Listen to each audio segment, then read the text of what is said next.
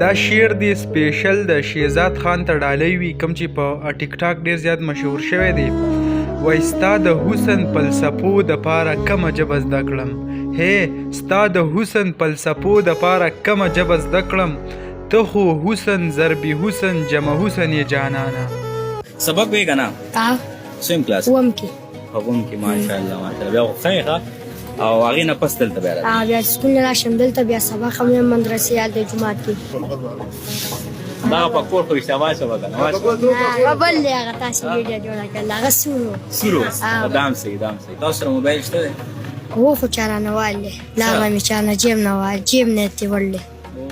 داسې ځان خالي کوي دا څه کیسه ده؟ بس دا نیکان مې خالي کړی څه وایي؟ ځو تې بس یو میاشت پاتې ځو وایي هغه وایي کسان وایي موږ په خپله هر څه پکې لګوو. بس موږ تره دوکان مې شته بس هلته به ناست یو. ملګرو زموږ یو پښتون ورور د دیر سره تعلق لرونکی شهزاد خان کم چې په پیښور کې مهنت مزدوري کوي د هغې نه پس کم یو ټیک ټاکر هغه راغی هغه ولې ویډیو وکړه. دا کم ټیک ټاکر هغه وینا ده که تاسو کتلی وي دا روټۍ چې ورسره په لاس کې ورسره ده او دا وخاندي.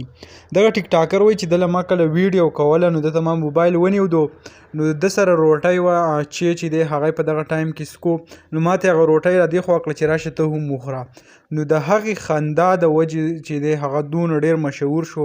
بیا خلکو وروسته ویل چې آیا دا مخکې داسې پلینینګ کړی شوی و او دا ویډیو یې ریکارډ کړه خو د دغې کم ټیک ټاکر چاته چې ویډیو کړله د هغې مطابق چې دا داسې چل نه دی شوی دا خبر هم د ځانه نه و او د دې نه وایي ما ویډیو هغه کوله. ډیره زیاته ښه خبره ده. بل خلکو ورسره امدادونه وغیره هم شروع کړي دي.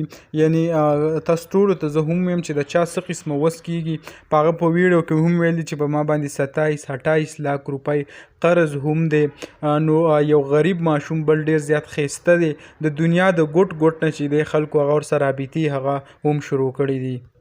او بله غټه خبره چې دا هغه زموږ دپاره دا ده جاوید افریدي پېښور زلمي سره کوم تعلق چې لري هغه هم د خپل ټیم امبیسډر جوړ کړی دی. نو د ټول نه غټه خبره دا ده. بل پرون تاسو سره ما ویډیو شیر کړی و ارشد خان کوم چې یو سوشل ورکر دی په سعودي عرب کې هوټل دی هغه ورسره هم 1 لاک روپۍ اعلان کړی دی. داسې هغه واضح کړی هم د په ټي کې آر والا چې ته ورسره هم امداد وکړه. داسې نورو خلکو ته ویل دي چې تاسو ورسره هم امداد وکړئ یعنی کم قرض چې پې دی هغه د خلاصولو دپاره یې داسې کو ویل. بل تاسو ویډیو هم وکته اوس تاسو ته په سکرین هم ډېره ښکاري کم خندا چې ده هغه یې ډېره زیاته مشهوره شوې ده.